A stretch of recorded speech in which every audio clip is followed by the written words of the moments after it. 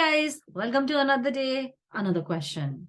Again, I have two questions for you guys, and it comes from one of my favorite topics in mathematics, that is functions. Both the questions, but both are different in their own sense. Let fx be a quadratic polynomial, so ax square plus bx plus c, where a, b, c are some rational numbers. Q, the symbol Q stands for rationals. Okay, so a, b, c are rational numbers. F is a function from z to z, that is set of integers to set of integers. That is, the input is also supposed to be integer and the output that you get is also an integer. If that's the case, what we are asked is to find out what would be a plus b. Will it be a negative integer? Will it be an integer? Will it be a non-integral rational number? Or none of these? So let's get going. The information that we have, इस question में सबसे important information क्या है?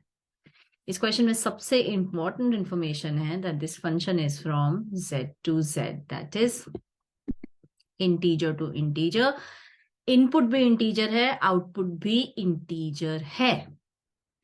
अब हमें क्योंकि पता लगाना है a plus b, which is a coefficient of x somewhere here, so कैसे किया जा सकता है?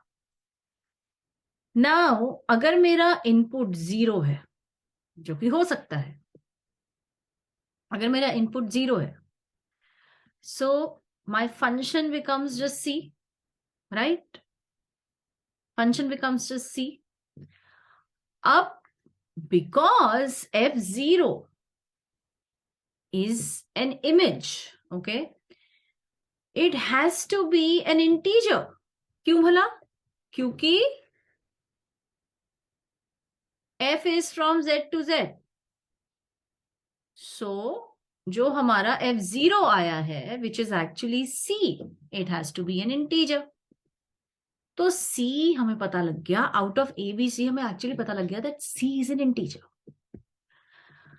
अब ऐसे ही I can also give value 1 to x, क्योंकि 1 भी integer है, तो I can see कि f1 ले सकते हैं हम. तो f1 क्या है? f1 is equal to a plus b plus c. f1 is equal to a plus b plus c. अब a plus b plus c has to be an integer. क्यों भला? For the same reason. I don't think I need to write it again.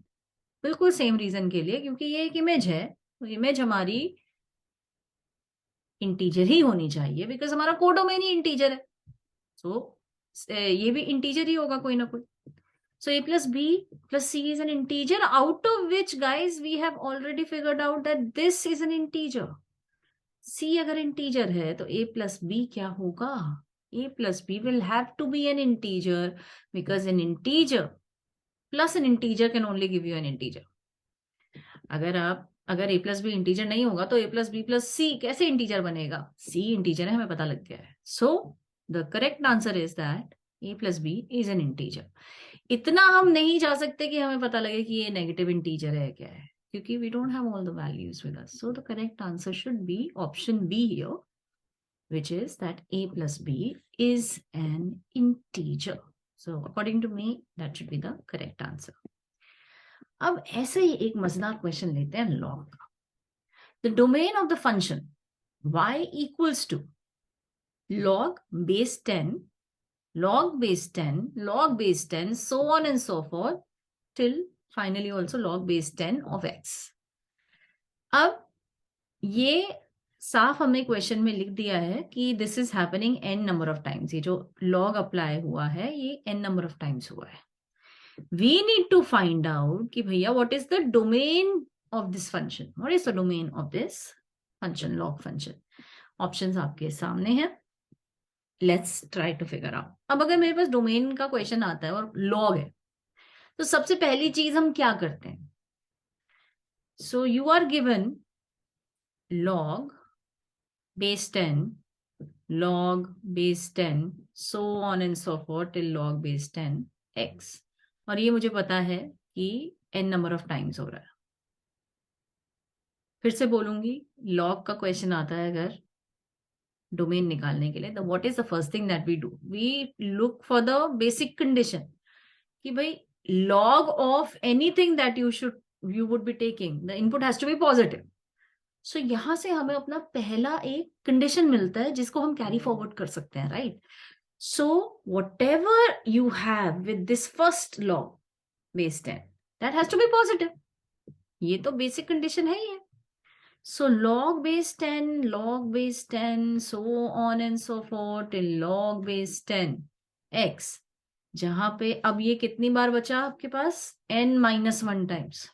ये बचा आपके पास n minus 1 times, क्योंकि this is what we are considering right now.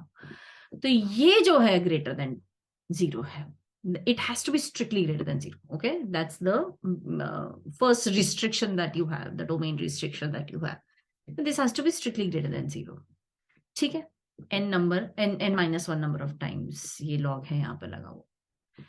अब अगर आप खुद सोचो, once you have this inequality, log is an increasing function.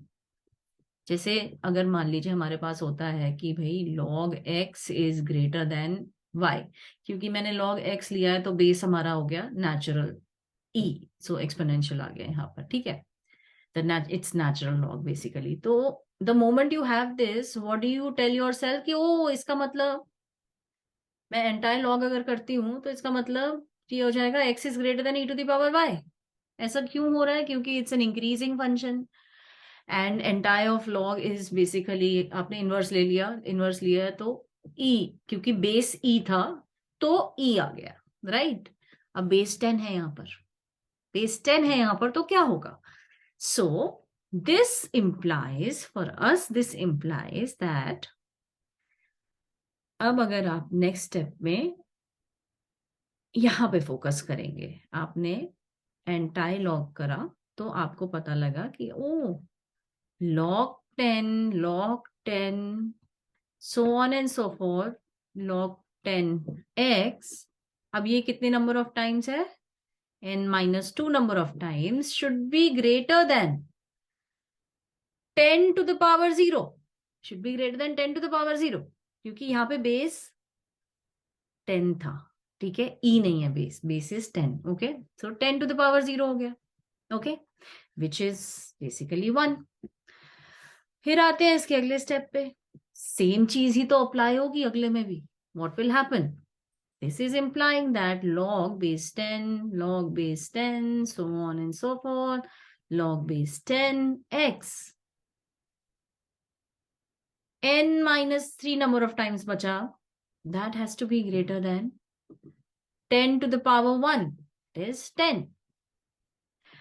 अब कहानी यहाँ नहीं खत्म होगी, क्योंकि हमारे पास तो we have n number of n number of times you have log 10 getting applied. So अगले स्टेप में हमारा हो जाएगा, we'll be basically talking about this, considering this part. So you will have log base 10, log base 10. So how many times? Log base 10x is greater than 10 to the power 10, क्योंकि यहाँ पर 10 है, right? अब ये कितनी बार था? ये था n minus 4 times, and so on and so fourth. ये तो चलता ही रहेगा भाई, ये चलता ही रहेगा. कितनी बार तक जाएगा? ये कितनी बार तक जाएगा? n, if I say इसके अगली बार it will be n minus n minus 5 times. तो ये आ गया आपके पास 10 to the power 10 to the power 10, right? So अगर हम इसको करते जाएं रिड्यूस अपनी कंडीशन लाने के लिए, तो लास्ट में हम x तक पहुंचेंगे. सो x would be greater than what? Greater than 10 to the power 10, again which to the power 10, again which to the power 10, again which to the power 10, so on and so forth, n minus 2 times. n minus 2 times क्यों? क्योंकि पहली बार में तो ये 0 आ गया था, फिर अगली बार में ये 1 आया था, फिर अगली बार में 10 आया था, एंड देन वो 10 की पावर 10 10 10 शुरू हुआ.